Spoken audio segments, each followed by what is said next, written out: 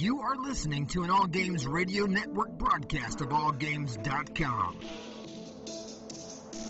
Welcome to the show.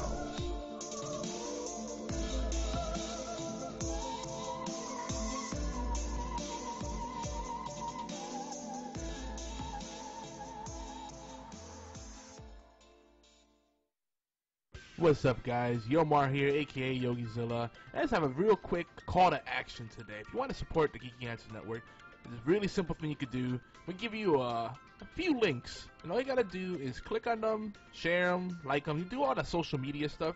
Ideally, buy something, but it's not required of you. Of course, this is just a way to help our sponsors out and help us pay our bills, and we just humbly ask that you share these links as much as you can. No pressure, no pressure. But we would greatly appreciate it. I mean, we get it. Lots of people don't have money these days. Disposable income, what is that? So donating is not always a thing. But clicking links and sharing stuff on social media, I think everybody could do that. So the links are very simple. They all start with GeekyAntics.net/whatever, right? So one is GeekyAntics.net/shiny prints. The other one is GeekyAntics.net/weddings. And then we have GeekyAntics.net/Martin Septic. And if you just share those and tell some friends, check them out, see what's out over there. And if you like what you see, definitely spread the word. I'm sure you know at least 5 people that might be at least mildly interested. We'd greatly appreciate it. Thanks so much, guys.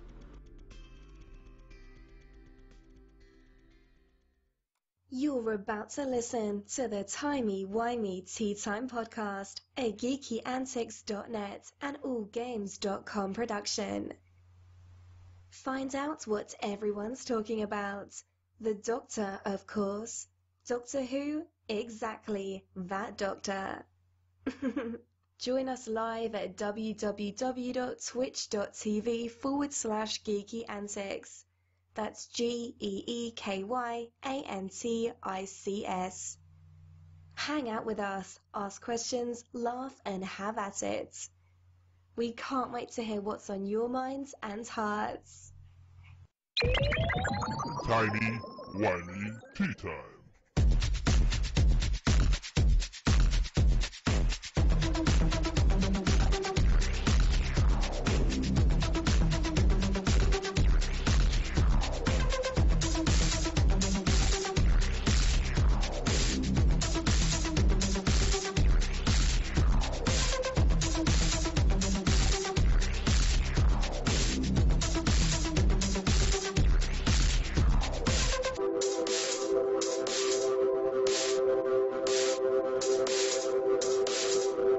Me gusta.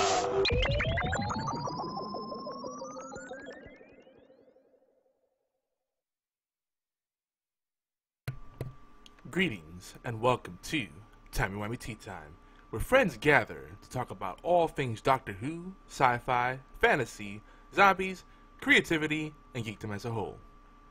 Before we get into our usual spiels, I want to say this is part of a special stream. We're doing a 48-hour Twitch marathon.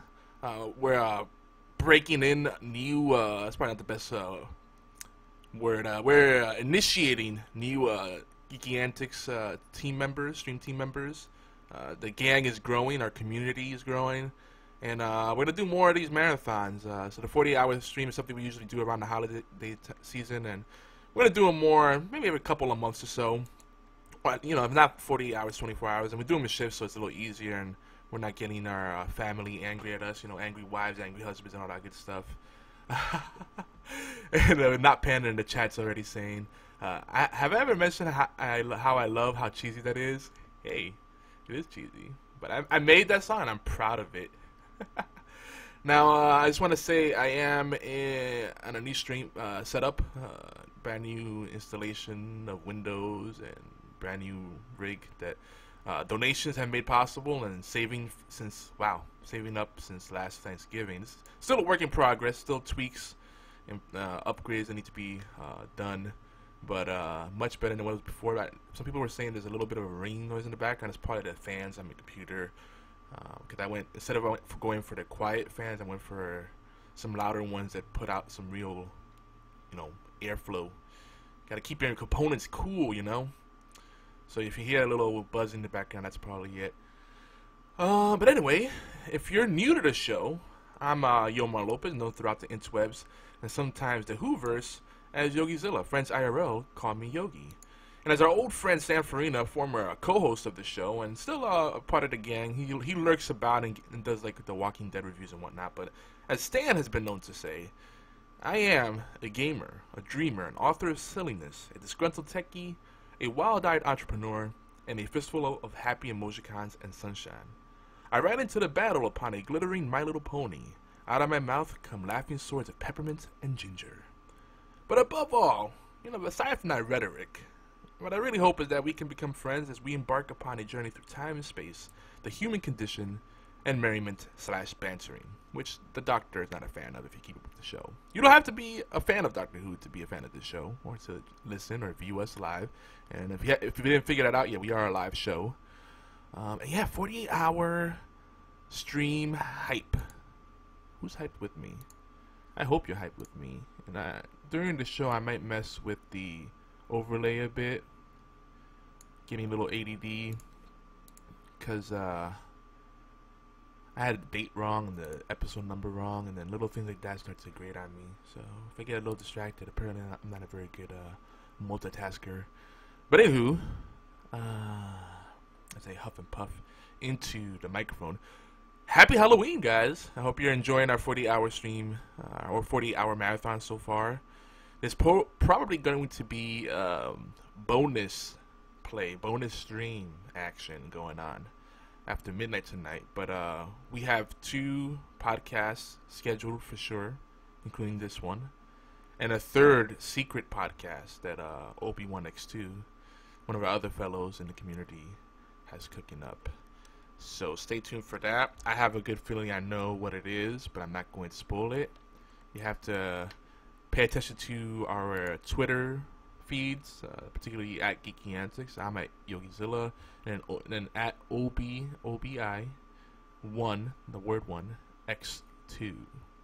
And you'll see some updates on that. Of course, you can hang out in our TeamSpeak server. And if you go to our channel, twitch.tv/GeekyAntics, you could do bang, exclamation mark, TeamSpeak, or call in. They both work, and they'll tell you their TeamSpeak details. Or just lurk in our chat like everybody else does. And eventually, we'll notice you, or you'll notice us, and then we'll talk.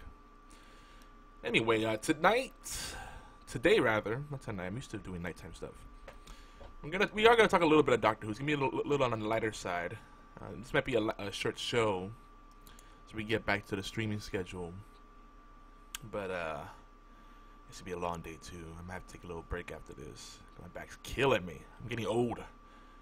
I'm gonna talk some TV shows. I'm hoping Fatal can make it here, because I know that he would really want to be a part of this conversation.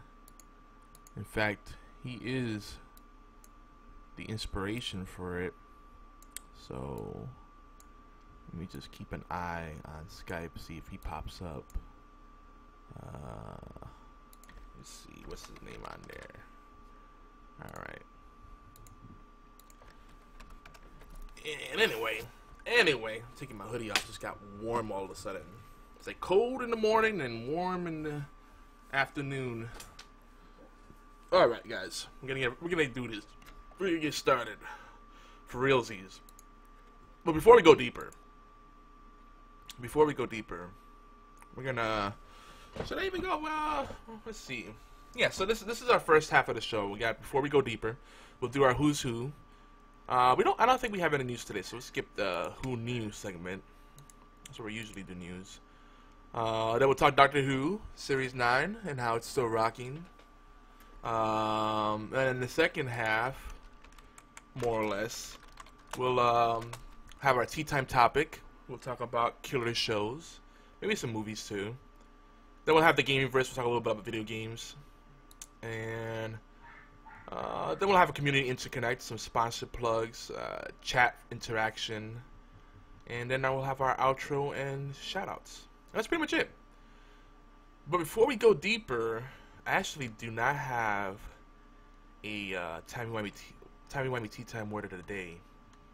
So I'm sad. I'll just repeat last week's one if you missed last week's show. It's Oneric. It's an adjective that means of or relating to dreams. Here's a quote from dictionary.com. To be sure, it is easy to assume that in the domain of the illogical, the fantastic, and the subconscious and oniric, variety is inexhaustible, and that every new and slightly different juxtaposition of unrelated elements constitutes a new departure. Ooh, I like that. That's from John Simon, from the work Walking Redundancy, New York, June 23rd, 1969.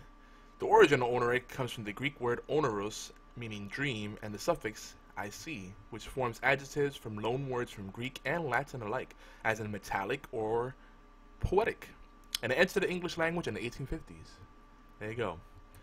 Now, again, for those new to the show, some general housekeeping, again, before we go deeper. We do run a clean show, no swearing at least. We might hit some adult topics, we try to keep it family friendly. Gotta maintain the iTunes rating, we don't want to get anybody angry. So bring your family. We hope that you can bring your family. HE double hockey sticks, yes. That's how exciting it gets here. And we're looking for streamers that could do 1 or 2 days a week. A couple hours, a few hours.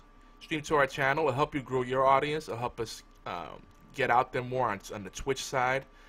We're streaming on the channels GeekyAntics, and we also are partnering up with the UCL, the Unified Combat League, through the Combat the Great Twitch channel. That's twitch.tv/GeekyAntics and twitch.tv/Combat the Great.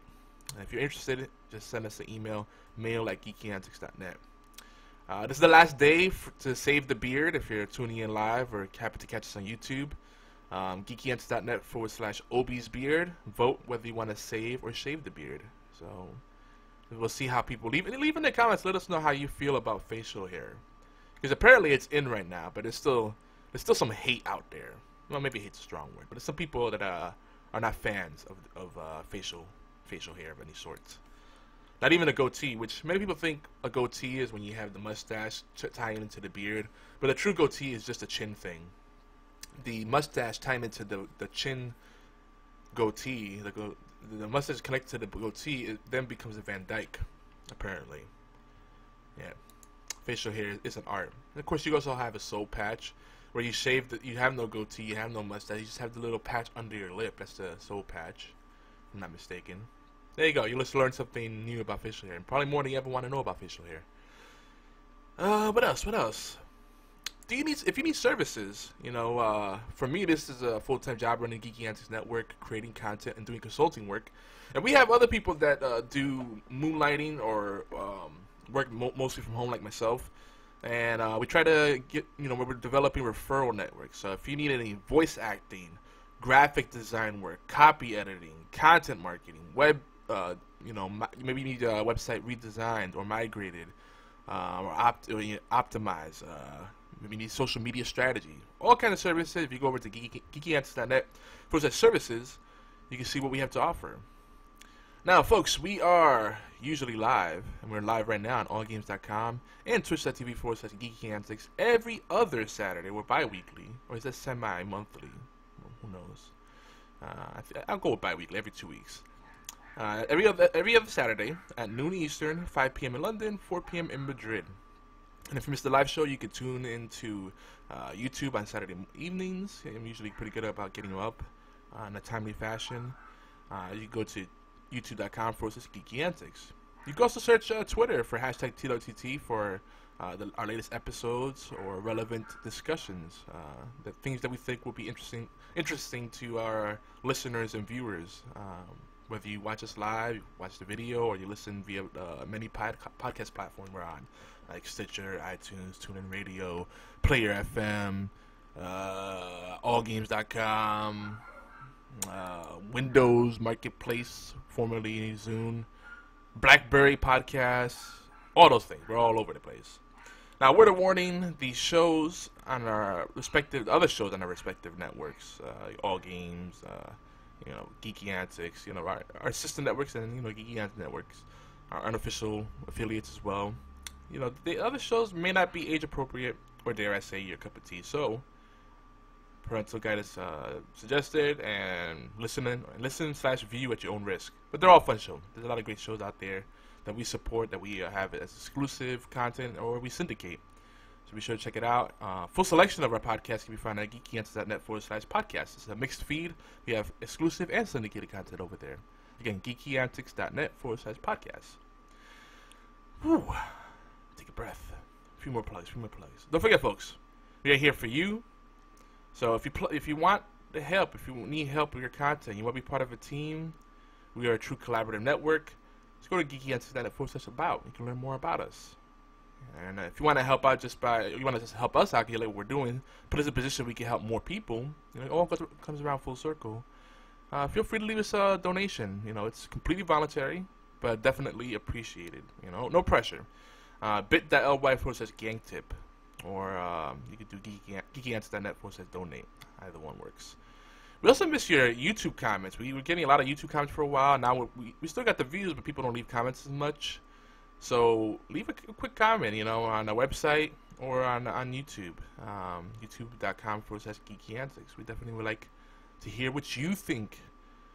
If you like the sound of your voice, or you're comfortable talking on a podcast, but you can't make it live, we have voicemail. And you can leave us voicemail for any of our shows, any of our streamers, and we'll play it during the respective show, or we'll forward it to whoever it needs to get to. Our voicemail line is 206-415-4987. Again, it's 206-415-4987. If you're calling outside of the U.S., it's 011-206-415-4987. To email our show directly, you could do twtt@geekyantics.net. And try to keep those voicemail messages a minute tops, ideally 30 seconds. 2 minutes, we'll play it, but it might be pushing it, and then we may not be able to fit it to the show because we tend to derail. Especially if I'm by myself and I have no adult supervision. And you can send an MP3 if you can't use the voicemail line. You can send us an MP3 of your message at that address as well. Because WAV files, PCM, way too big. But MP3, we could do that. We could do that. So, folks, who's who? This is why we love Doctor Who. So we're very much still a Doctor Who fan cast. And Whovian Fun is a big part of tea time for us. If you have any classic Doctor Who episodes or news items you'd like us to cover, email or tweet us. You got the email already. Well, we'll put it again. TWTT@GeekyAntics.net. You can tweet us at GeekyAntics. Myself is at YogiZilla. You can use hashtag TWTT. But anyway, aside from those plugs, why do we always go back to Doctor Who? What makes us so special? Allow us to share our passion with you real quick. We'll make it brief. I know some of you nothing's gonna say on Doctor Who, and I understand. But for those of you that are still on the fence, Doctor Who. Here's a brief intro. Doctor Who's about a man-alien/alien man who travels all of time and space in a handy blue box called the TARDIS. I know it sounds a little silly, right? It kind of is, but it's in good fun. Now the TARDIS it's a spaceship. It's a time machine, and it's bigger on the inside. Now, what's TARDIS? What is that? Some nonsensical word? It's an acronym that stands for Time and Relative Dimension in Space. Pretty clever, eh? And it's so handy that it even translates languages and functions as a sort of IV unit. But that's kind of jumping ahead. I don't want to spoil it too much for you. You gotta experience all these things that it could do. It's an amazing thing in itself.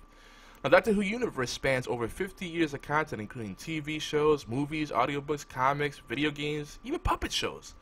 And the series has had some serious hitters right for it, too. They've had Douglas Adams, Neil Gaiman, and a bunch of other people. I think Jamie Matheson is kind of a big deal. Russell T Davies is a good writer. And now the current showrunner is still there, Stephen Moffat. Some people think he's great, some people think he isn't. Depends who you ask, but I think he writes good scripts. He just gets a little carried away sometimes.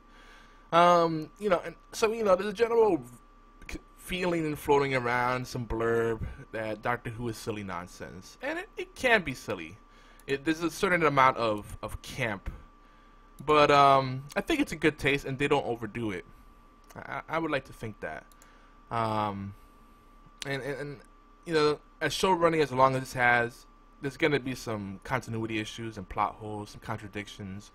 But that's to be expected. I mean, How many shows, how many franchises do you know that have been running for over 50 years and have kept it completely seamless?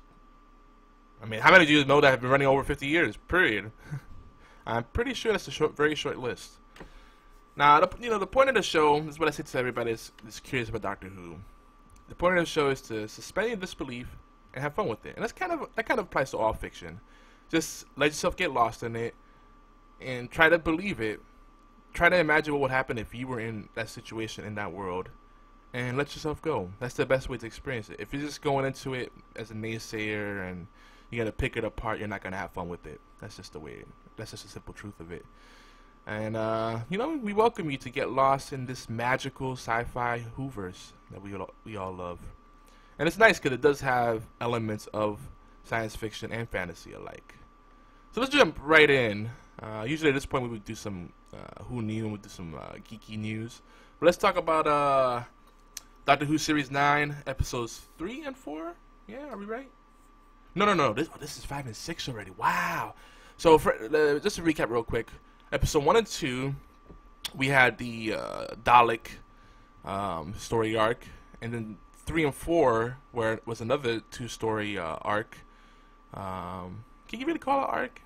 Maybe just two-parter. Let's just call it two-parter. But arcs comes big and small, so it's a 2-story arc. And that one was about, I don't want to spoil it for you, but it was basically about underwater station and crazy things that happen. And there's quite a bit of heavy time travel discussion about the mechanics and nuances of time travel, the science of time travel, which is really neat.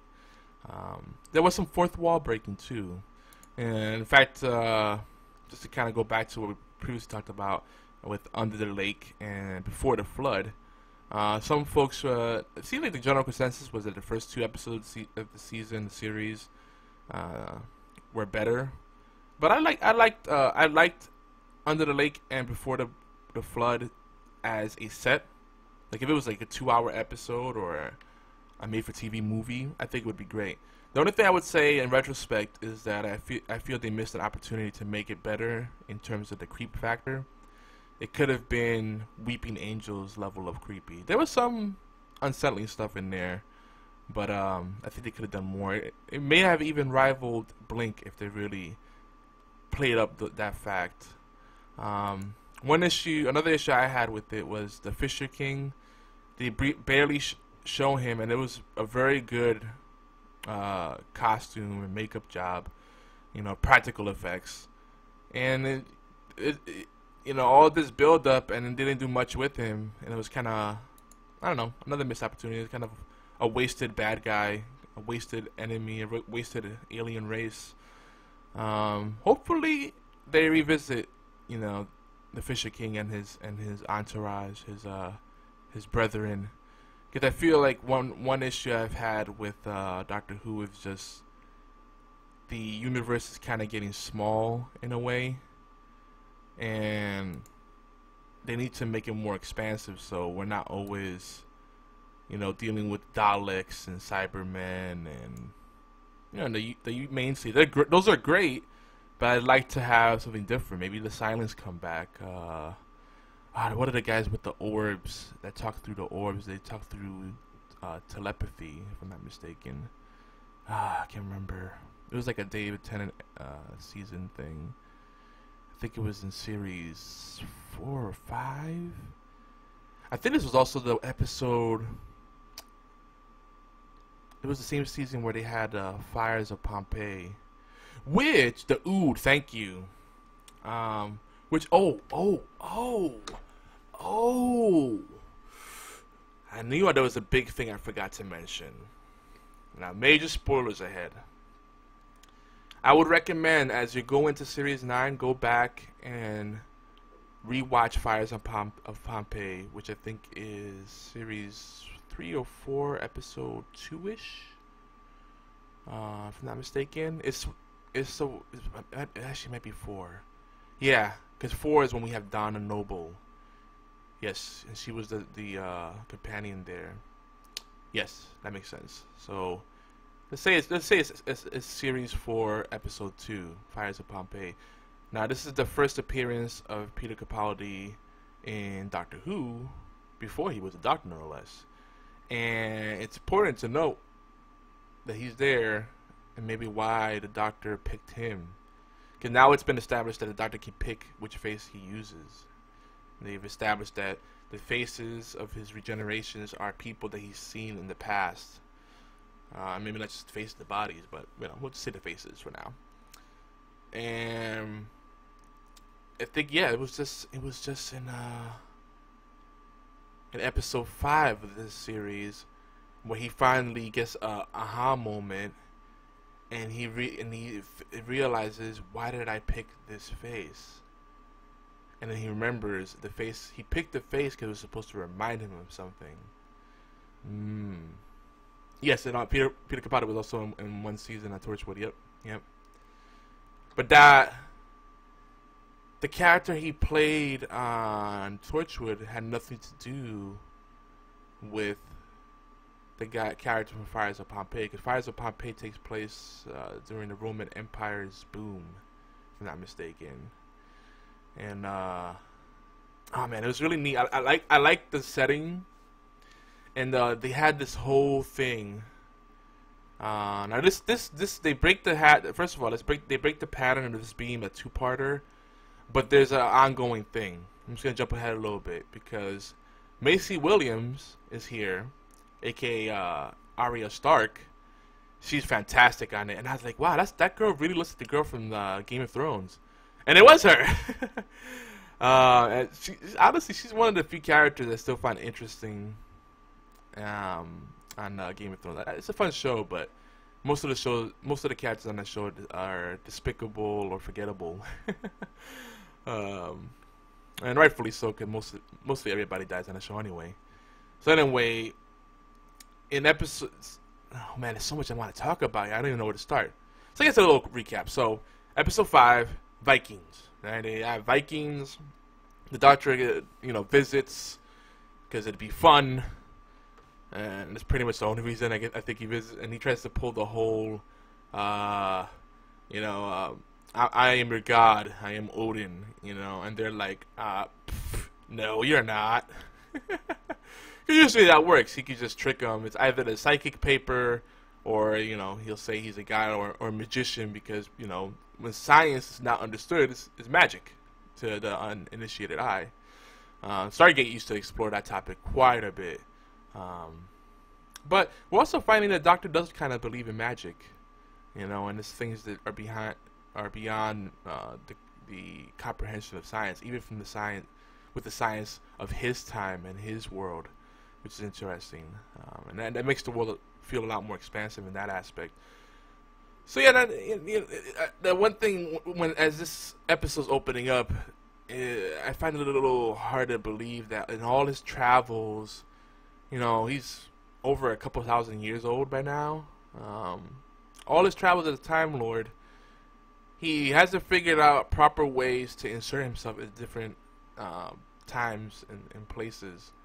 He should kind of know, well, let me just go this angle, or this is how I'm gonna make it seem like I'm a god or whatever. So he tries to play that card, and then a big head appears in the sky, and he's like, I am Odin. And oh boy, there goes his cover story completely.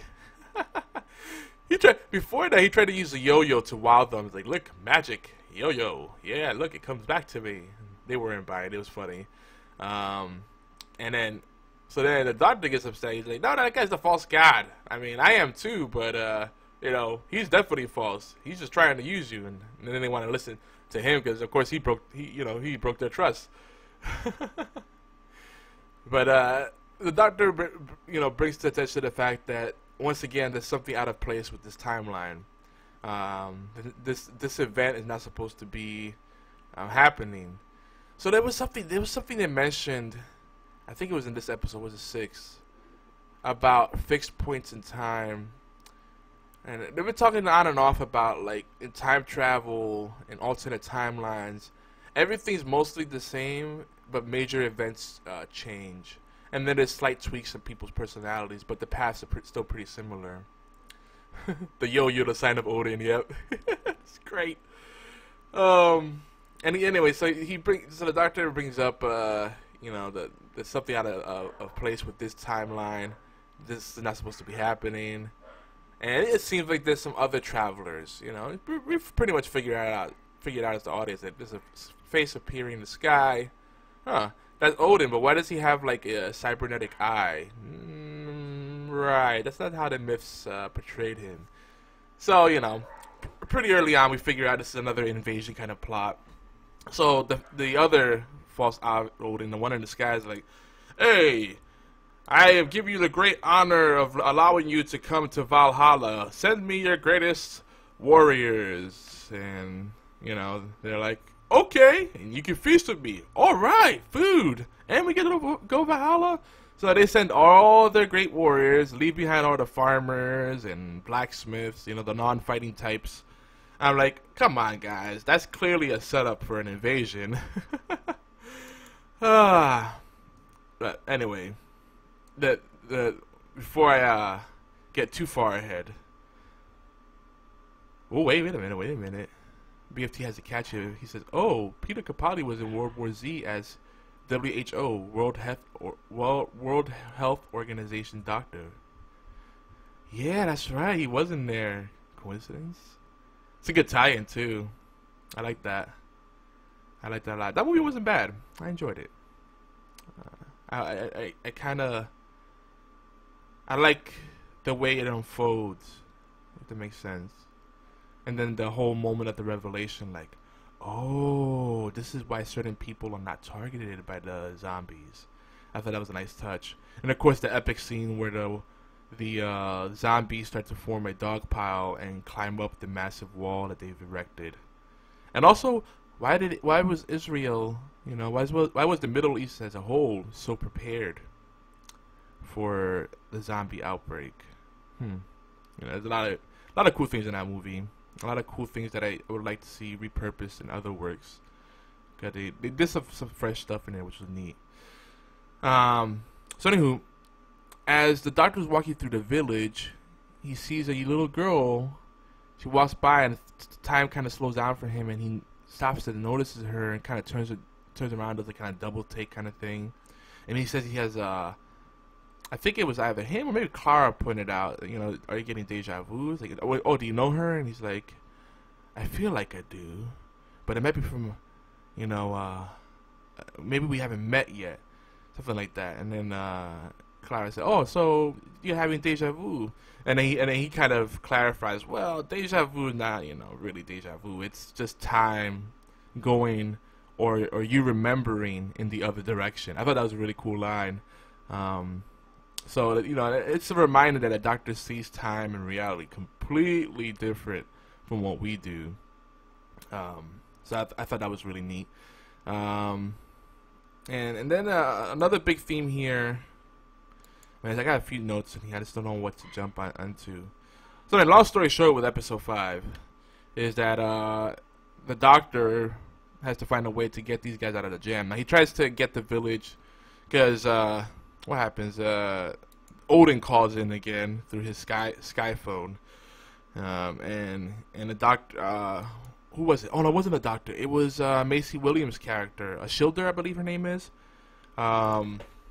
She challenges the invaders because the doctor has already convinced them that they are not friendly, and she doesn't really think it through. It's like, well, we don't really have you know, the fighting power. And the doctor figures out that these invaders are of a race. I feel the race doesn't really matter. I think it's a race we've never heard of before. It's supposedly one of the most powerful, warlike, war-loving, war-mongering races in all of the universe, or all of the galaxy. Who cares? You know, they're okay. I've never heard of them before. Or at least I don't recall them being brought up before, but they are. It's not the Ice Warriors or anything.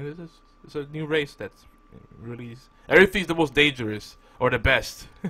that's the thing that happens a lot in sci-fi and fantasy. But you know, I'm not gonna harp on that, though I kind of did. So he has to figure out a way to resolve the situation. So he tries to get them all to leave, but they don't want to leave. That's their home. They love it. They're gonna stay and fight because they're Vikings. They think with testosterone and estrogen and adrenaline, and not really with anything else. They don't really rationalize. So he's like, man, they're gonna get slaughtered, and then history and this timeline is gonna get completely screwed up.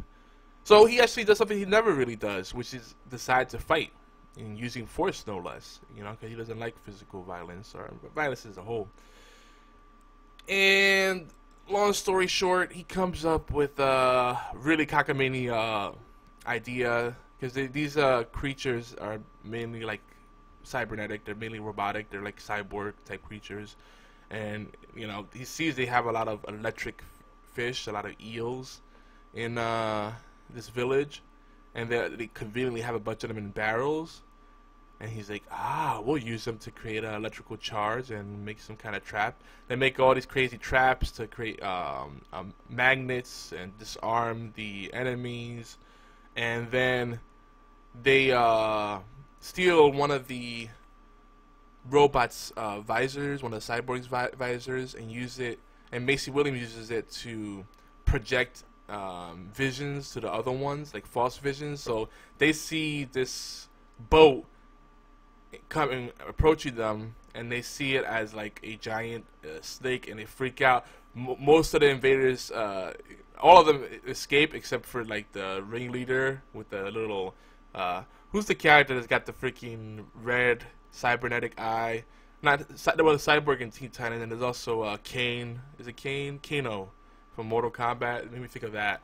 And they all ran away. He's like, cowards, and they basically won the battle because the leader figured out there was a trick after the fact, but they won the battle through embarrassment because they retreated. So then the doctor set terms to say, hey, you either leave this planet alone, or we're gonna do something that's worse than being defeated in battle. We're gonna defame you. We're gonna make you guys have a terrible story. We're gonna ruin your reputation so people won't fear you or respect you anymore. So they're gonna. I forgot who recorded it on video, but he said they were gonna spread the video throughout the galaxy, throughout the universe, and get everybody to laugh at them because they were all running away from the boat. So it was cute. It was cute. It was a little silly. But the important thing is this whole thing is a setup, because when Macy Williams put on the helmet, apparently it took Schilder, that's her character. When she put the helmet on, apparently it took a lot out of her, and she was gonna die because she kept it on too long. So she's passed out. The doctor realizes, because he talks to her, she doesn't respond. They pull the helmet off, and she's like, yeah, So he managed at some point to steal nanotechnology off of the cyborgs. It's little repair units, and he gives her both of them, one for her to use now and one for her to use later. It resuscitates her. She's back to life. But then after he leaves, and everything seems honky-dory, he realized I may have made, he tells Clara, I may have made a terrible mistake, and now, essentially, she can't die. She's immortal. So this is a whole setup. This whole episode is set up for what I hope will be a recurring character and a bigger, longer arc. Because I'm wondering what they're gonna do with this. We're probably gonna see a Schilder throughout Series 9, on and off. I don't think this is gonna be something that's gonna be resolved right away. It's gonna be a big culmination. In episode 6, we see that she's back. This time, the Doctor spots her maybe a few centuries later, in kind of like English. I don't know, colonial English type setting, and the Macy Williams is pretending to be a dude, and she's like the greatest, most feared thief out there. She's basically like a vigilante type character. She's not the same lovable, sensitive, compassionate Schilder that we know. She's not even going by the name of Schilder. She keeps asking the doctor to stop calling her that. And her name is now Me.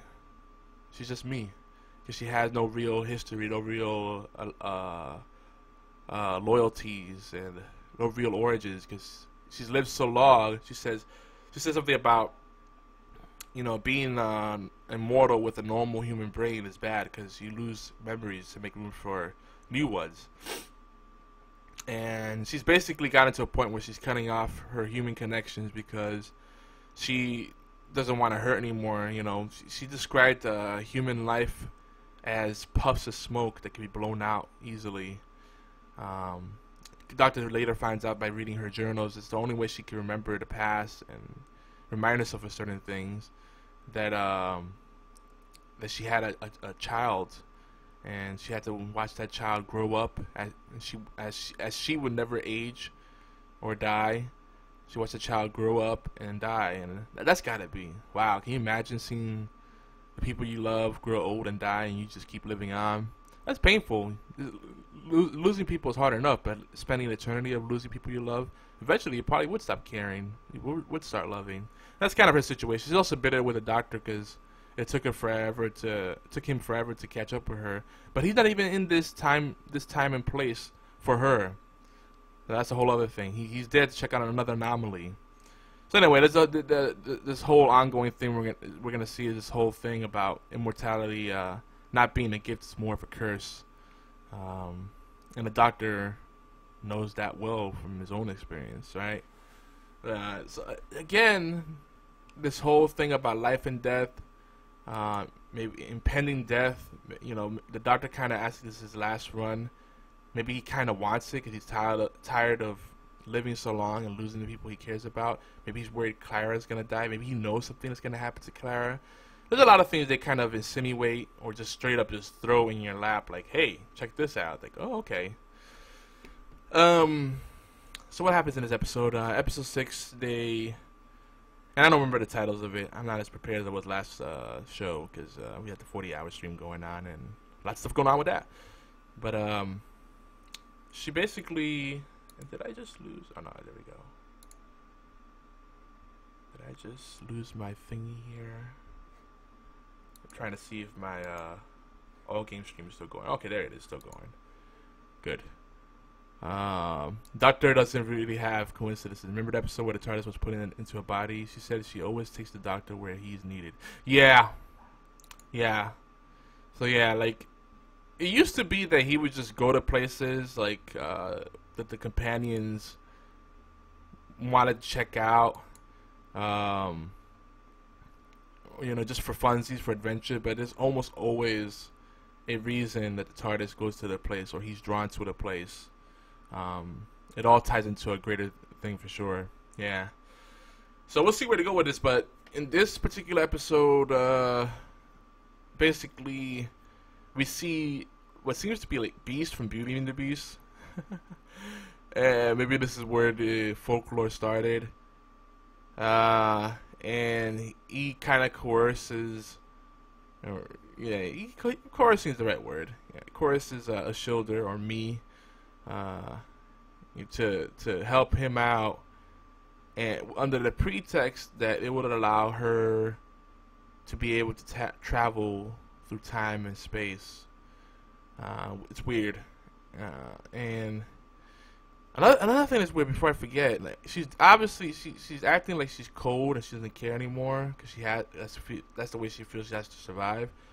But she clearly wants to be traveling with the doctor. He denies her repeatedly, and that kind of hurts her feeling. But she tries not to show it. She's playing another tough character like she does in Game of Thrones. You know, a sweet girl that is forced to grow up fast. But this character, me, is a lot more disconnected, shall we say.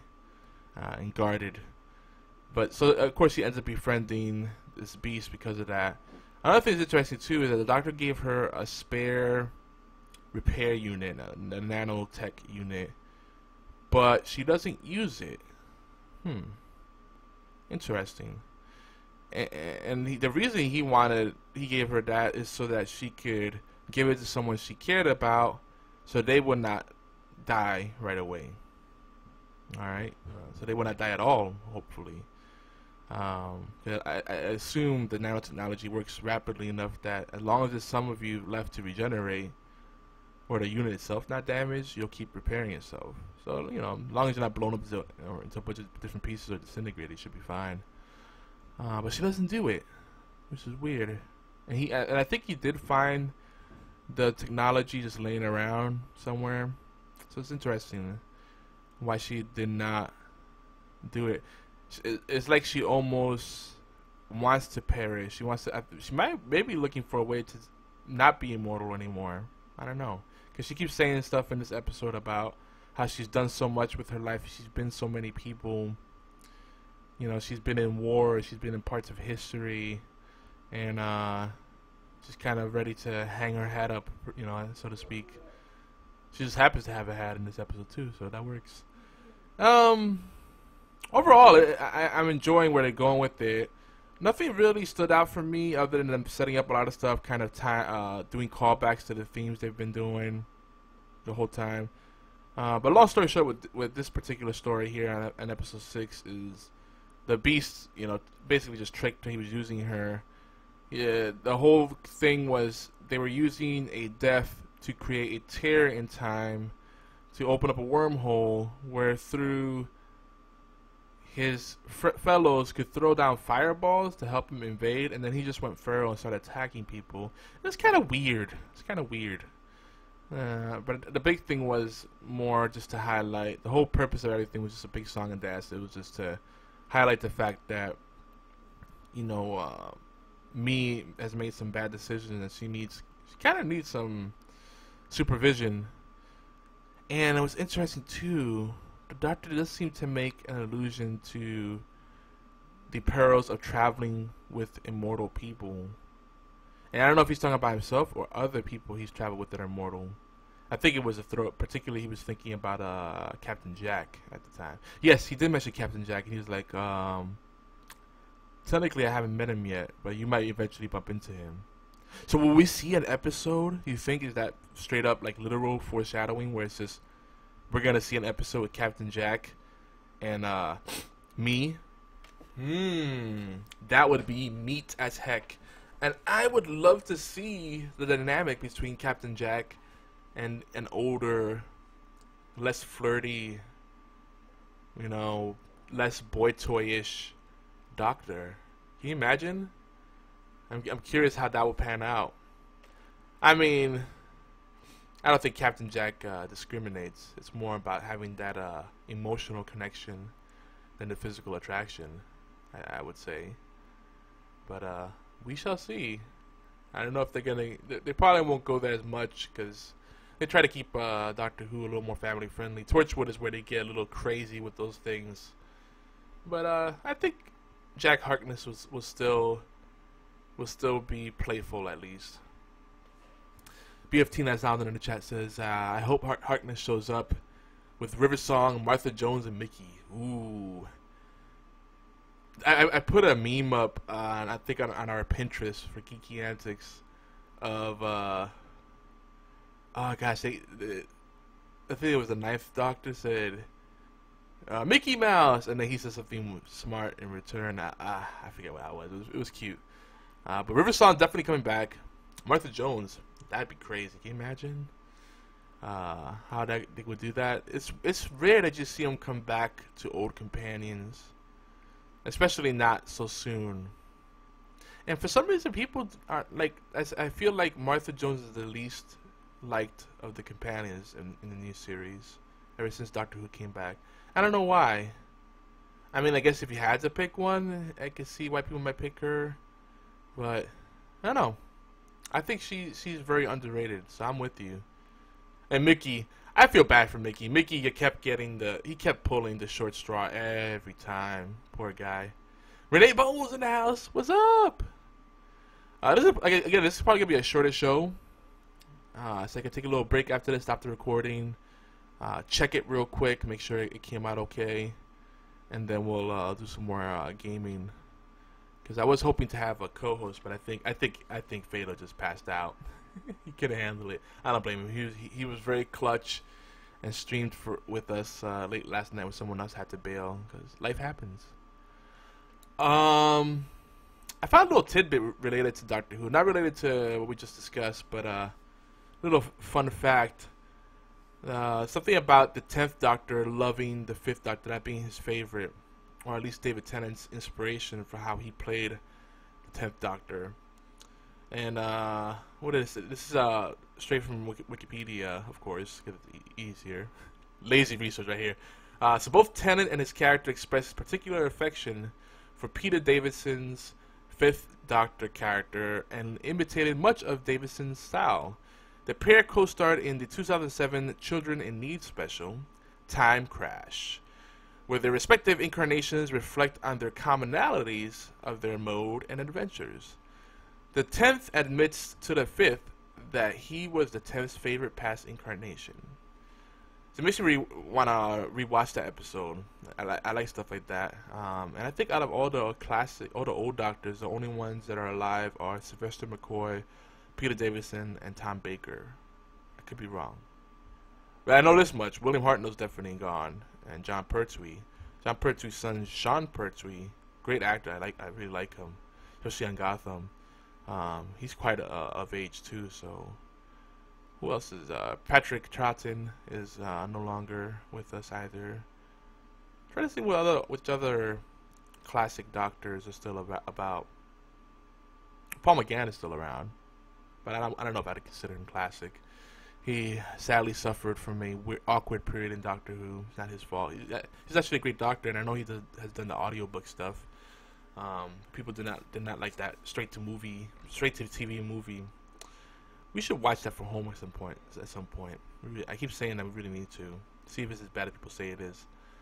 Wikipedia goes on to continue to say that the depictions of the personalities of the 10th and 11th Doctors shared certain similarities. For example, being youthful, energetic, friendly, and childlike. Good boyfriend Doctors. Yeah, David Tennant, the 10th Doctor, and the 11th Doctor, Matt Smith, were definitely the fangirls' happy place. Let's just say that. Yeah, and not David Tennant. Stephen Moffat described them as good boyfriend Doctors. According to Mark Gatiss, very human Doctors when compared to other incarnations. Yeah, I think that's a good summary there. David Morrissey is still alive. But he never actually got to be a Doctor. He was slated to be a Doctor. That never happened. Did it? Talk about the governor from The Walking Dead. I remember there was a big magazine thing about it, but he never got to be the Doctor. So we have, let's see. I'm going to try to do roughly in chronological order. William Hartnell, John Pertwee, Patrick Troughton, this is where I should get messed up. Tom Baker, Peter Davison, Sylvester McCoy or Colin Baker, I forget. That's 6, 7. I'm missing one. John Hurt? No, he doesn't count. Paul McGann. No, Paul McGann's the 8th. Technically. Timey-wimey. Wibbly-wobbly. So yeah, that's everybody. Fifth is Davison. 6th and 7th are McCoy / Baker. I forget which order they came in. I think McCoy came first, and then no. Colin Baker came first, and then McCoy. He had the really cool, geeky sweater. And then Paul McGann. Yeah. David Morrissey would have been cool though. John Hurt counts. Who knows what number Doctor he was? Ooh, good trivia question. Stay tuned for the answer. Maybe. Or maybe you have to tune into the next show. If BFT doesn't forget. Which number is he? But they had the clerical issue, so does it even matter anymore? So anyway, overall, I'm really enjoying this series. I think the issues that people had with Series 8 are being addressed with Series 9. The Doctor is a lot more likable, and I don't know. I think overall, he's definitely more human. Yeah, more fun. Sometimes they push the fun aspect a little bit too much, like the whole guitar thing and the sonic shades. Not sure how I feel about that yet. It's neat, but I actually wanted more of the curmudgeon, you know, the salty dog, 12th Doctor. You know, it was time for a good change of pace. I mean, nothing against David Tennant and Matt Smith, but they had their era. And even Eccleston you could throw in there. Eccleston was a little more edgier, I would say. He didn't get to have a full run. I wish he did. So, yeah, that's all the thoughts on. Now don't get me wrong. I do want to say that I do love John Hurt as the Doctor. He was even more salty than Peter Capaldi as the 12th. I would like to see if they bring him back somehow. That'd be cool. He's up there in the years too, so if they do something with him, it's kind of gotta be soon. You know, that's the Doctor that's just seen some stuff. He's seen some stuff and he's bitter and kind of disconnected because of it. I like that character a lot. So. Now, actually, BFT, was that a rhetorical question? Who knows what number Doctor he was? Or was it, or who knows what Doctor? It wasn't the question mark there, so it was a statement. It was kind of rhetorical. The world might not ever know. It may not ever find out. Like the Tootsie Roll commercial, right? No one knows. Scary. So actually, you know, with that in mind, because I don't think they ever did really say anything with that. People assumed he was the 8th Doctor, and they just retconned, and Paul McGann never happened. But if the Doctor experiences time different than everyone else, which we just talked about earlier, and it's an ongoing theme, you could assume that he is a future Doctor, and because of the Doctor experiencing changes in the timeline and experiencing time differently, he knows what happens or what he does, and it causes him pain. You know, so that can make sense. That could be a future Doctor. It could be one of his last regenerations. But the popular opinion is that since the Doctor usually gets younger as he regenerates, that's the way they've always done it. Well, it's that kind of, sort of. Maybe he is an old regeneration, and they just have a clerical issue of some sort. Who knows? You know, the TARDIS messed up and, you know, screwed up the count. By the way, sorry about the background. I tell my family that I'm podcasting, but they still scream and raise a ruckus. This could be a lot of editing to do later. That's what happened with pets too. The pets won't stop barking, so it's like, hey, let me bang on the cage. So they'll stop being quiet. So they'll stop being loud. But it's like, wait, you're making more noise than they are. Brilliant. Anyway, that's enough Doctor Who for now. Enough Doctor Who talk for now. Let's see. We probably got about a good half hour, 45 minutes, and then we'll take a break through 2 p.m. and then come back 2 p.m. to 2:30. Take a little break, and then we'll play some more games. Continue the 40-hour stream. BFT says in the chat, plus at the end of the John Hurt episode, he started to regenerate. Yeah, there's a lot of... Oh, man. We could come up with some wild theories there. That's part of the fun. They may not ever address it. Or maybe that's a real long play they're going for. Who knows? So let's talk. Let's go to our tea time topic. We're gonna talk about some killer shows. Since I don't have folks to talk about these shows with, I'm just gonna bring up a few, and then we're gonna talk about the main one. I want to talk about Dexter, which I finally got to catch up with and finish. Now, Heroes Reborn. There's mixed feelings about it. I've been enjoying it so far. I didn't catch the last episode; it just aired, but I like the direction they're going with it. And it's a miniseries, and I think as a miniseries, it's great. Now, if they were continuing the series for a few seasons, ideally, they might need to go for a deeper plot, slightly better character development, so it has more legs. But as a miniseries, I think it's great. Lost Girl, I'm almost caught up. I think the last 2 episodes just came out, and that's it. But again, it was weird that Lost Girl had like a sort of filler at the end with the whole Wizard of Oz thing. I think, huh? This is like a filler episode. Like, okay, the show's about to end. You got to put some filler in there. So who knows? Hopefully they tie that up nicely. Gotham has been great. I need to get caught back up with that. Agents of Shield's been fantastic. But let's talk about Dexter.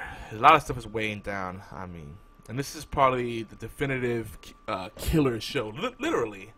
It's about a killer. It's not just, you know, horror-y or dark. It's, you know, it's truly about a killer. You know, some people will put it up there with Breaking Bad, White Collar, Luther, shows of that ilk, shall we say? But you know, I caught up a few weeks ago. I started with season 4. I didn't remember much of season 4.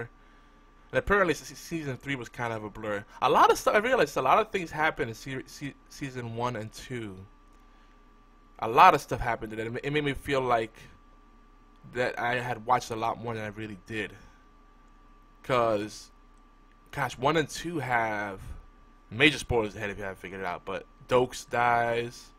You have the surprise mofo thing that becomes all a big meme. Crazy Lila, you know, likes to set things on fire. Rita's introduced. Rita and Dexter go through an awkward phase. Dexter discovers his brother, the ice truck killer. What was the whole thing? The whole setup with the whole Bay Harbor butcher. The FBI guy gets introduced. I believe, what's his name? Lundy. I forget his name. He ends up being with Deb. A lot of stuff. Holy crap! Oh, and Deb goes through a few hair changes early on, and she goes through promotions. Like the first 2-3 seasons, a lot of stuff happens, and then it feels like the pacing slows down a little bit afterwards. In a way, because you know they had to, because there was so many close calls for Dexter. Like, he's gonna get caught, and you know, secretly we don't want him to get caught, even though what he's doing is kind of bad. He kills people. I mean, he kills bad people. Is killing bad people bad? I don't know. I'm not a authority on that. I'm not saying it's right, but I'm saying I understand. Maybe some people deserve to die. That's kind of a theme they talk about a lot there. Like, if someone lives only to destroy and kill, they probably deserve to die. And sometimes the justice system does fail, and it's something that makes you very bitter. The crooks and the true evil people get away with stuff, and then the innocent are the one to suffer most. But does that mean we should be allowed to take matters to our own hands? Probably not, because then people don't, you know, humans just in general do not make good decisions. There needs to be some kind of accountability. And that's what we found on Dexter. You need someone to be to hold you accountable at least. Oh man, so where do I start with everything? There's a lot of stuff happened there. Then the big thing people really talked about was how Dexter had the most disappointing ending. And so we'll start with the end, and then we'll bounce around a little bit. You know, but I just wonder, like, what did people really expect? All right. They went down this road where Dexter's sister is seeing a shrink. At first, it's reluctantly, and then she realizes that she needs to get a lot of stuff out. And she's always been very needy in general, but particularly when it comes to Dexter. And I always had the feeling like, oh, she loves him, because they don't have a blood tie, so it's perfectly natural for them to have an attraction to each other. Because that line hasn't really been set, and he's always been there for her. So no wonder her relationships always mess up, because she's still stuck on Dexter. So that's a theme they play with as early as, was it, season 6? And I feel like they could have done more with that. Actually, I think it was season 7 she finally reveals that. I'm like, well, that's a little late. I feel bad for her, but like some people, I don't know, I feel like maybe they wanted Dex and Deb to hook up. And I'm like, there's nothing wrong with that, but their friends would not accept that, and that would definitely bring a lot of unwanted attention to Dexter. Like, there's something wrong with his head and her head, and you know, everything would just blow up, and their lives might be miserable or whatever. So I don't know, because people always say, hey, your sister, hey, your brother, you know, they've accepted that, and it's like, oh, you're not biological. No one's really making that distinction. I don't think everybody's privy to that either. And it would have been awkward. So it would have been awkward. Now, I'm thinking, Dexter could have died at the end, and that would have been how he paid how he atoned. Okay, that ending would have really pissed me off, because I feel like he finally realized he was finally changing. He finally realized what happens when he does not try to control his urges. Hannah kept telling him, it's not who you are not this thing, there's not something inside of you controlling you, you are completely in control, you need to just find other options, and that's like last resort, you know, killing is the last resort. So I felt like they were going down that road, like she was healing him emotionally, you know, mentally, you know, just all around. He truly loved her. Not that he didn't love Rita, but as he said, you know, at a few points, at one point in particular, he's like, well, Rita was nurturing, but she would have never embraced his dark side, and that's kind of why they were forced to kill her off. I felt really bad for her, because she was a sweetheart, but yeah, that was escalating very quickly, and she kept saying she was ready to know all his secrets, but she wasn't. She had no idea what was really going on. She thought he just had like a substance abuse issue. And she just kept pushing his buttons. Lila was obviously crazy, so that she was way too much on the dark side. And then there was Lumen.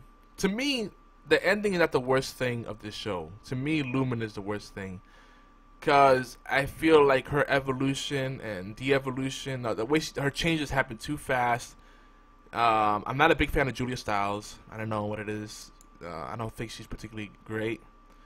Now the situations she went through, like those guys that were, you know, abusing all the girls and then dumping their bodies in barrels. I mean, that was terrible, and I liked that season overall.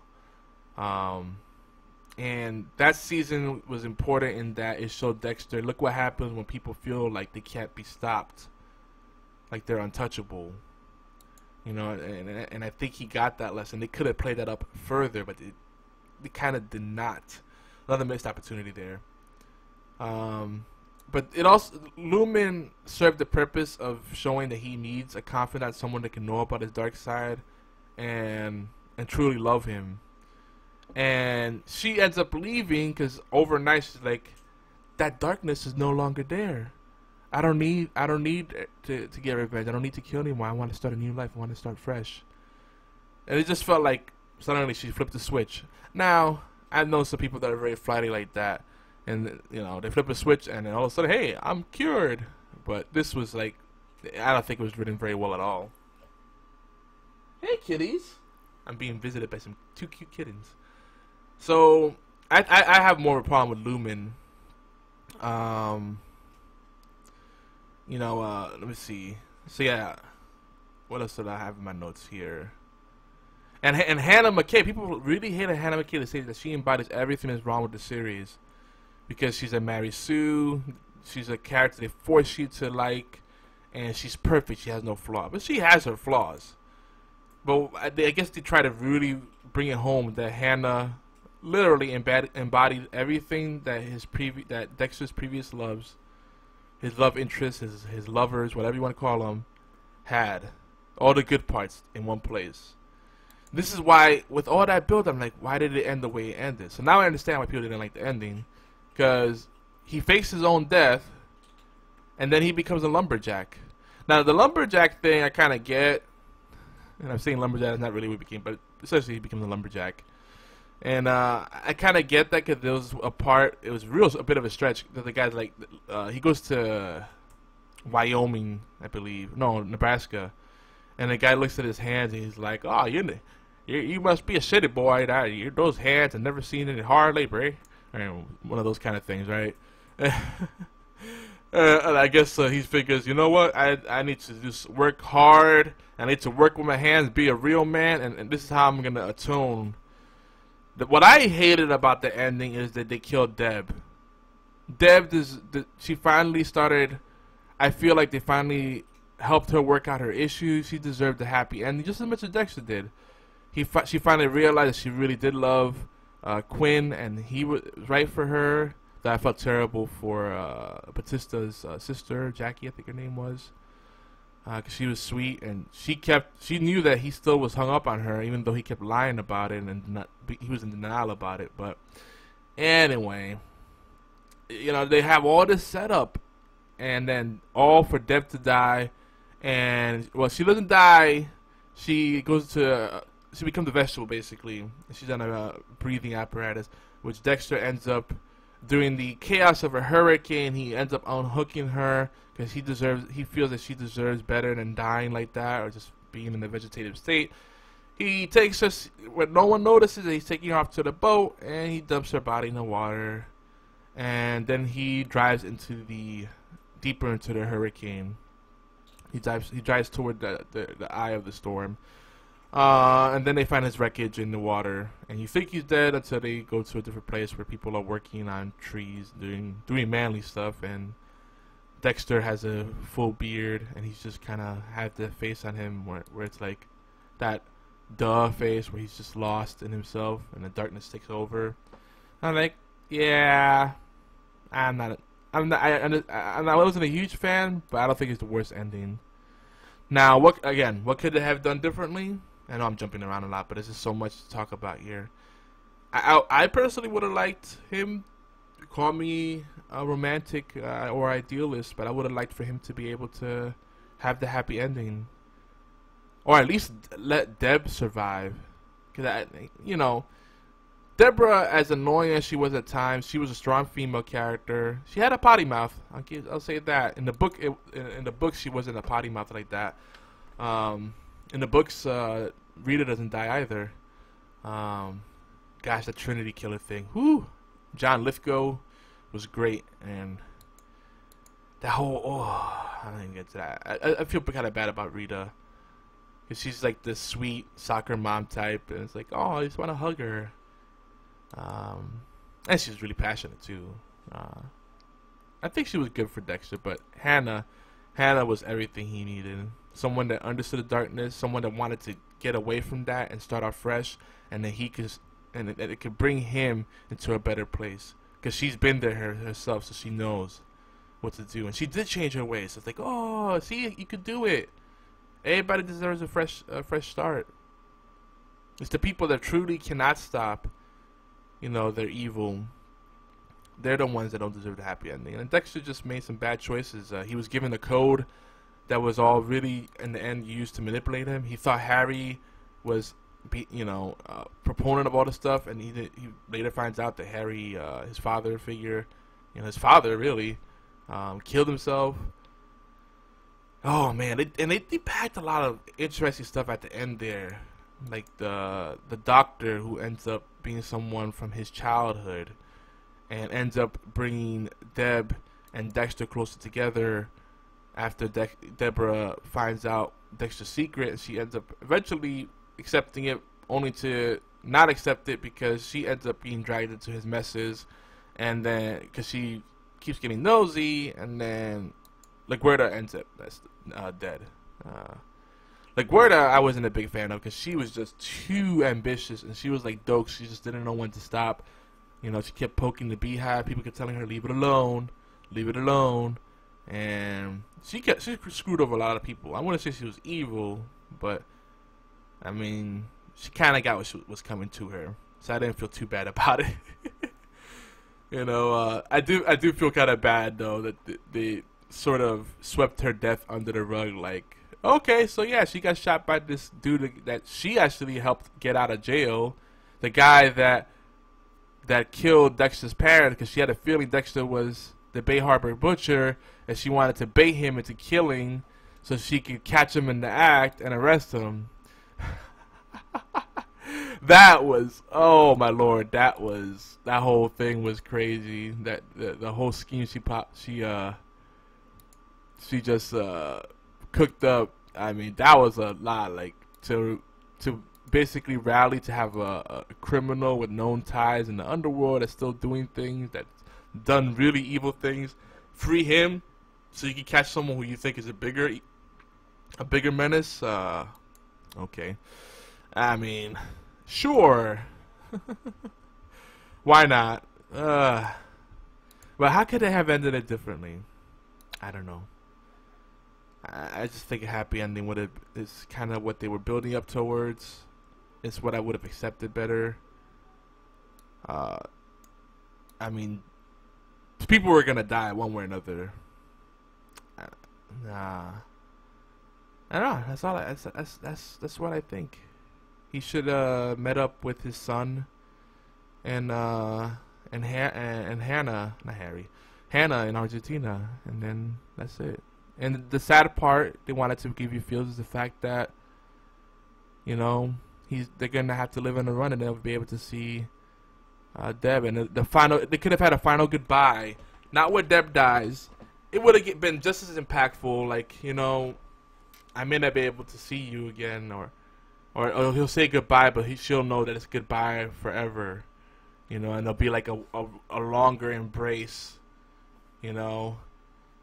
Maybe she awkwardly kisses him and maybe realize she still loves him, but she can't be with him. There's so many ways they could have done it, but they could have, you know, do like a little time lapse thing in the future. Everybody living happily ever after in different parts of the world. But they didn't do that. And maybe that would have been a cliche in itself, but faking his own death, punishing himself because he ruins everybody's lives. Even the way Deb got taken out was stupid. Like, they took a good thing. Dexter decided he didn't need to kill. He could have killed the guy to avoid there being any complications, but he didn't need to kill. He wanted to give Deb the arrest so she could get back on track and do good things and make us both start doing right. They did this whole thing where they foreshadowed with Quinn. Joe Quinn was like, you know, we all made bad choices because Deb was beating up herself, and he said, you know, we've all made bad choices because, you know, he was kind of a dirty cop himself, and he said we all made bad choices. Oh, and he killed the guy too in the club to sit for a girl. So, and he made it look like it was in self-defense. He got away with that. So he's like, oh, we've all done bad things, but I really feel that if you do enough good, it offsets the bad. And I think that's probably the smartest thing that Quinn said the whole time. They introduced him season 3, season 4, and he was kind of a frat boy. You know, they didn't do too much with him until he got involved with Deb. Then there was also the whole thing where he started getting a Sergeant Dokes style, you know, obsession with Dexter, and you know, either he worked really hard to be his friend, or he worked really hard to like give him a hard time, all because Dexter caught him being, you know, a dirty cop, taking money and whatnot. So, and yeah, apparently the money he stole, he was calling it an inheritance, so no one would question his spending habits. So I don't know. Overall, I really enjoyed it. I'm glad I did finally get to finish it. I think the opportunity with the show is that they did have a habit of introducing new characters only to have them killed off. It feels very The Walking Dead, but I think they did a really good job with the show overall. I think it ended at just the right time, because I enjoyed every season what they did. It's interesting too to note the differences from the books. Again, Rita doesn't die in the books. Sergeant Dokes doesn't die. He gets dismembered, maimed by Dr. Danko, who they never really have in the show. They kind of make someone like him, but not quite. They don't have the cannibals on the show, though they hint upon cannibalism here and there. I don't know. I've only like skimmed through the books and read outlines and stuff like that, so I couldn't say for sure. But a lot of people did not watch after season 5 or 6 because they felt the show was. They saw the writing on the wall and they said this is not going to end well, so I'm going to quit while I'm ahead. And that's it. That is it. So, I'm going to queue up a bumper. Couple bumpers here because it's time for our community interconnect. We're going to do a few plugs and end the show. I do want to say real quick, thanks to all our sponsors, all our heroes, the people that donate, that support us in different ways, that advertise with us, that hire us for services, including people like ShinyPrince.com, Martin Septic Services, Jinx, Unified Combat League. Be sure to go check out GeekyAntics.net for some sponsors, for a full list of our sponsors. Share the links, click the links, +1, like them, spread the word. Even if you can't buy stuff from them or use their services or use their software to play their games, whatever they're offering, whatever they have on their site, whatever they're promoting, support it, because that supports us in turn. And I'm gonna play a couple of bumpers. One's a plug from Normie, who's endorsing our shows on Geeky Antics. Another one's from one of our favorite shows, one of our newest shows on the Geeky Antics Network. And here we go. Hi, this is Normie from Knuckleballer Radio and Zombie Cast, and you're listening to one of my favorite shows on the Geeky Antics Network. Don't forget to check out the rest of the gang over at GeekyAntics.net. Warning, there might be rants and food ahead and possibly inappropriate behavior. Don't tell anybody though.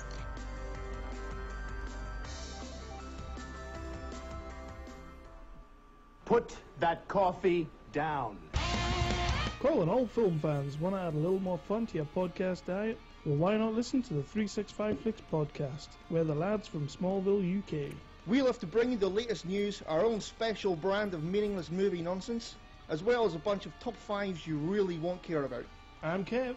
I'm Chris. We're Pissy. We're fanboys. We're having another beer. We're the 365 Flicks podcast. You can find us on Facebook, Twitter, iTunes, Podomatic, and many, many others. Also look for us on musingsofageek.com and wickedradionetwork.com. Sick of listening to all those overpaid movie critics? Then tune into the 365 Flicks podcast, your vocal heroes of pissy opinion.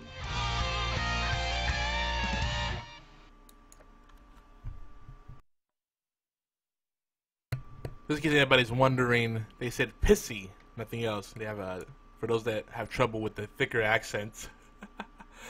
Anyway, they're working on a new bumper. We're working on new bumpers as a whole. Because they're also on Geeky Antics Network, GeekyAntics.net. So make sure you check out 365 Flicks podcast. And as far as Normie from Knuckleballer Radio and Zombie Cast, you can catch those shows on allgames.com and wherever you can find podcasts. Speaking of wherever you can enjoy podcasts, TWT, Time When We Tea Time, can be enjoyed wherever fantastic, beautiful podcasts can be found. I'm talking too fast, I know. Including but not limited to Stitcher, iTunes, Player FM, Zoom/Windows Marketplace, TuneIn Radio, and Spreaker. And we're also on allgames.com, where you can join us live by clicking the live chat button or just going to the main site and clicking play. Every other Saturday, unless otherwise advertised, we stream live at noon Eastern, 5 p.m. in London, 7 p.m. in Bucharest. And GeekyAntics.net. Did I mention that site? GeekyAntics.net. Not Geekly, not antiques. Geeky Antics, like shenanigans. You know, that's what that covers everything that we offer. Good time. It's serious geeks, silly fun. That's our tagline. There you go. That's what I think that covers the wide breadth, the plethora of content that we offer. Oh, and Opie's just joining the chat. Yeah, he must be checking in to see what's up. But we are about to continue the rest of the 48-hour live stream for those alive. We're going to take a little break after this. What else do we have to plug? Oh, yeah. So if you like video, especially live shows, twitch.tv/Geeky Antics. And if you scroll down, I just set up new panels there of some of our shows, not all of our shows, but some of our shows, some of the events that we do. And you click on them, they're all clickable to take you to different places where you can subscribe to our mailing list, check out other channels that are part of our network, other websites, sponsors, donate, all that good stuff. And with that, I think we've covered everything. Happy Halloween again, folks. We have a lot of things planned, not just for the 48-hour stream, but I think we're going to try to stream more this week. Maybe Beard and Hat and I will stream, and some other folks like Renee Bones. Maybe we might even keep the horror theme going. Maybe I'm thinking about playing some Resident Evil 4, some Dead Space 2, maybe Doom 3, Fear. Let me know what you guys think. Leave us some comments on our website, tweet us, all that good stuff. With that, be safe, don't eat too much candy, and we'll see you in 2 weeks. Bye-bye. We thank you. We thank you for every crumb, biscuit and cake you bring to the table. Because Doctor Who belongs to all of us. What you bring to the timey-wimey tea time in your live chat participation, comments, likes, shares, tweets and voicemail, all of it means the world to us. Love, true love, never fails. Do you like it?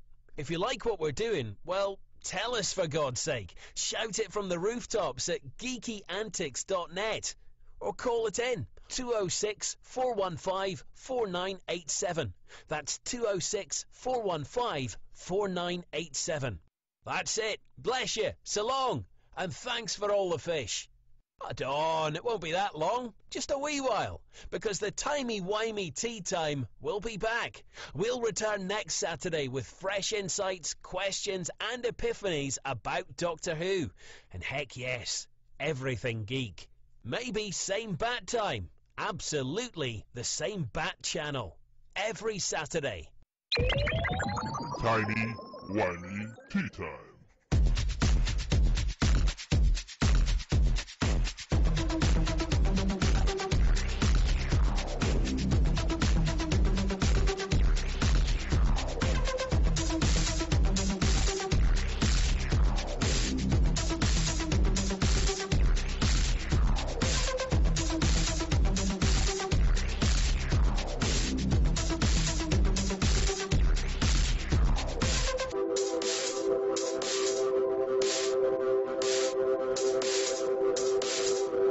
Me gusta.